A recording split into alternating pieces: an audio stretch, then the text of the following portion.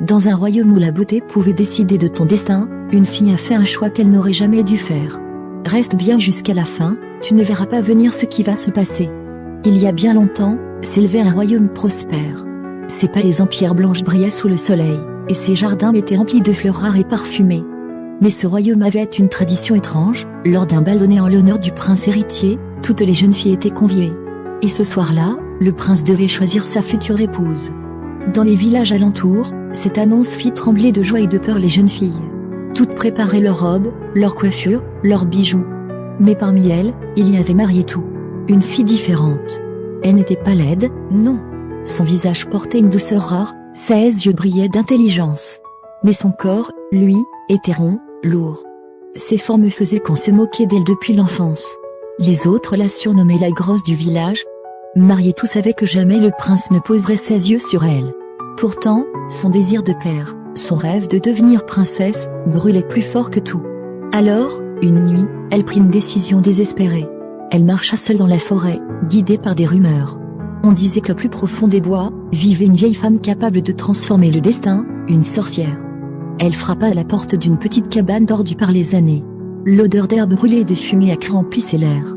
La sorcière l'accueillit avec un sourire édenté. « Je sais pourquoi tu es là, » dit-elle avant même que Marietou ne parle. Elle sortit d'une fiole une minuscule créature. Une bestiole étrange, luisante, aux yeux trop brillants pour être naturelle. Elle remua doucement, comme impatiente. « Avala. Elle te dévorera de l'intérieur, mais à chaque morceau qu'elle prendra, ton corps deviendra plus léger. Tu seras belle. Tu seras fine.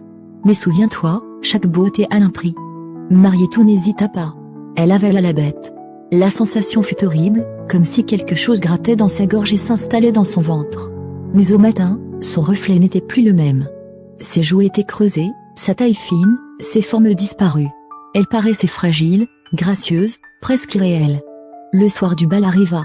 Les trompettes sonnèrent, et les lourdes portes du palais s'ouvrirent. Marietou entra vêtue d'une robe qu'elle avait gardée secrète, faite de soie claire. Toutes les jeunes filles formèrent un cercle, et elle avança au milieu, légère comme jamais. Les regards se tournèrent. Le prince, lui-même, s'arrêta net en la voyant. Il lui prit la main. Elle, la grosse du village, devenait soudain l'élu. La musique s'éleva, et ils commencèrent à danser. Mais soudain, les portes du palais s'ouvrirent de nouveau. Une autre fille entra. Elle n'était pas extraordinaire. Pas de robe étincelante, pas de bijoux. Mais sa beauté était simple, naturelle. Et le prince détourna immédiatement son regard. Il lâcha la main de Marietou. Sans un mot, il s'avança vers l'autre fille, la choisit pour danser.